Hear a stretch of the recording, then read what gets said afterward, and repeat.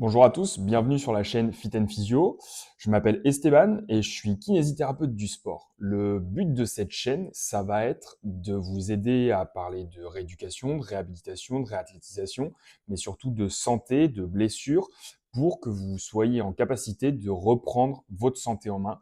C'est vraiment la chose la plus importante et dans laquelle vous devriez être acteur principal. Aujourd'hui, dans cette vidéo, on va parler d'un outil que vous avez probablement souvent vu en séance de kiné, dans les cabinets de kiné, voire même dans des salles de CrossFit ou dans des salles de musculation. Je veux parler de l'outil qu'on appelle le Bosu. Je vous mettrai une petite photo de ce que c'est pour les gens qui ne connaissent pas. C'est un ballon demi-sphérique avec une partie plane et une partie arrondie, qui est censé faire travailler la stabilité, la force, vous aider à récupérer un petit peu plus vite. La question dans cette vidéo, ça va être de savoir est-ce que le Bosu est vraiment utile ou pas du tout et la réponse pourrait vous surprendre. On continue tout de suite avec la suite de la vidéo. Donc pour ceux qui ne connaissent pas le Bosu, je vous mets, comme je vous ai dit, la petite image. C'est un demi-ballon, donc une forme vraiment sphérique, moelleuse sur une partie, et une forme complètement stable de l'autre côté. Il peut s'utiliser dans les deux sens, d'accord. Le but, c'est qu'il y a une partie stable, une partie instable, et sa principale action, ça va être de travailler la stabilité, la proprioception. Proprioception, c'est le principe de connaître la position de votre corps dans l'espace. D'accord. Ça pourrait être un vaste sujet parce que le Bosu ne travaille pas que ça. Et la proprioception ne se résume pas qu'à la position sur un Bosu. Mais passons. Et donc, le Bosu aurait cette capacité aussi de travailler vos muscles stabilisateurs. On le voit souvent dans les salles de fitness, dans les cabinets de kiné, comme je vous l'ai dit, et on voit des gens faire des exercices dessus, des squats, des pompes, tout un tas de choses, même des exercices de rééducation pour soi-disant aller mieux. Le problème avec ça, c'est que son utilité, elle est complètement surestimée. Et on va l'expliquer pourquoi dans 5 secondes. Pourquoi c'est surestimé? Parce que moi, je vais vous prendre l'exemple du sport que je pratique et que j'ai pratiqué. Donc, je pratique le CrossFit et j'ai pratiqué pendant presque 12-13 ans le foot. Autant vous dire que c'est des sports qui nécessitent un ancrage au sol important, mais sur un sol stable, comme beaucoup de sports au final, comprennent tous les sports collectifs, foot, rugby, basket. C'est des sports, le hand, j'en passe, qui nécessitent une capacité à avoir son pied au sol fort, mais sur un sol stable. Aux dernières nouvelles, l'herbe, ça reste quelque chose de stable, même si elle est mouillée et si c'est un sol gras. Donc dans cette discipline, et je vais prendre l'exemple du CrossFit aujourd'hui, votre pied, il est en contact avec une surface stable, dure, qui ne se modifie pas dans le temps.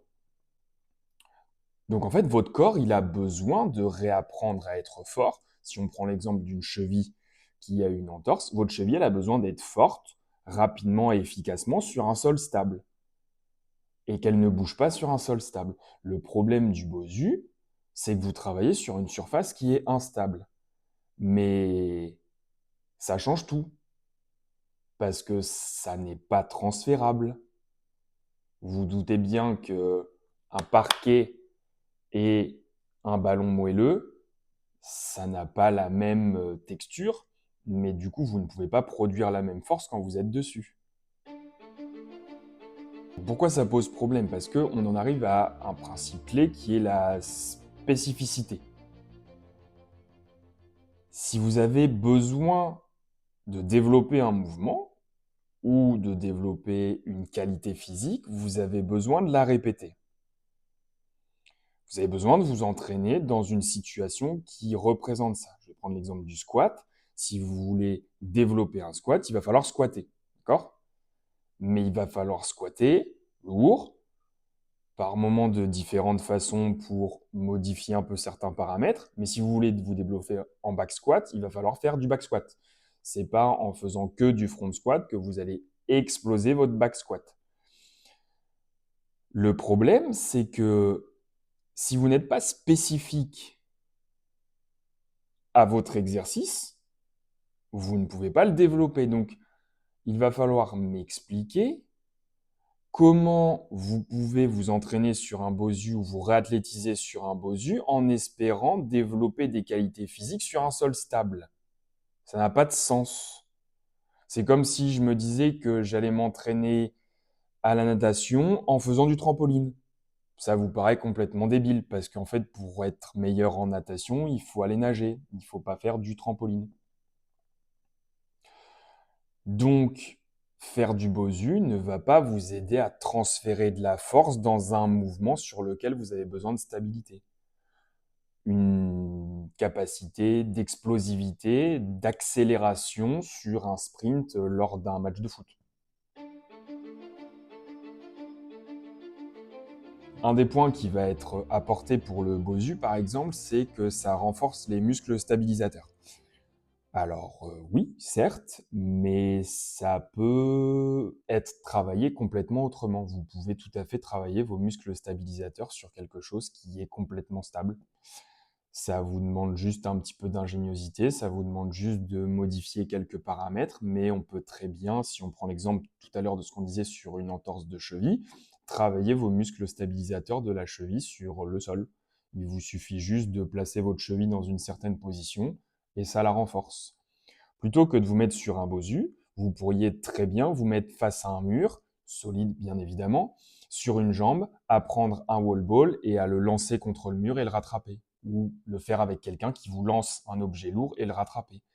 Vous serez sur un sol stable, vous pourrez transférer quelque chose de logique et pour tout autant, vous travaillerez quand même vos muscles stabilisateurs.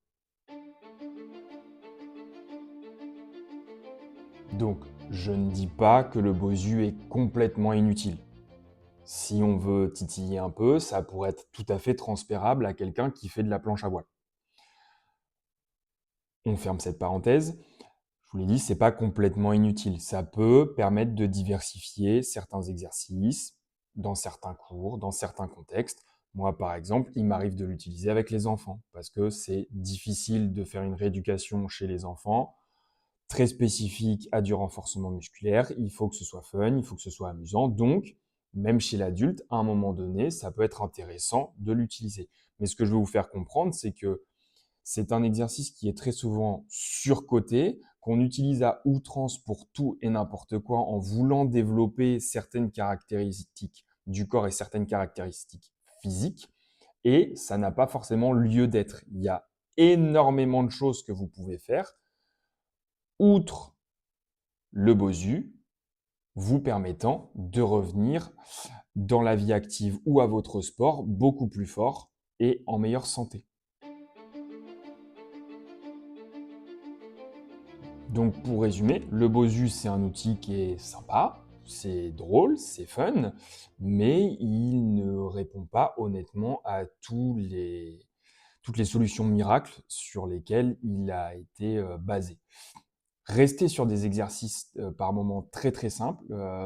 Faites des exercices unipodo sur le sol, faites des fentes, faites des deadlifts unilatéraux, faites des squats. Restez sur quelque chose de très classique, marchez sur la pointe des pieds, marchez sur le côté externe du pied, tenez en équilibre sur un pied, sur toutes les composantes de stabilité de ce pied et vous verrez que vous travaillerez tout autant vos muscles stabilisateurs et vous travaillerez d'autant plus votre force et votre capacité à transférer votre force dans tous les autres mouvements de la vie quotidienne et dans votre sport. Bien évidemment, vous essayez de rester spécifique à votre sport et à vos contraintes. Et je vous laisse me dire en commentaire ce que vous en pensez. On est ouvert au débat. Dans la joie et la bonne humeur, je me doute que cette vidéo peut faire polémique chez mes confrères kinés.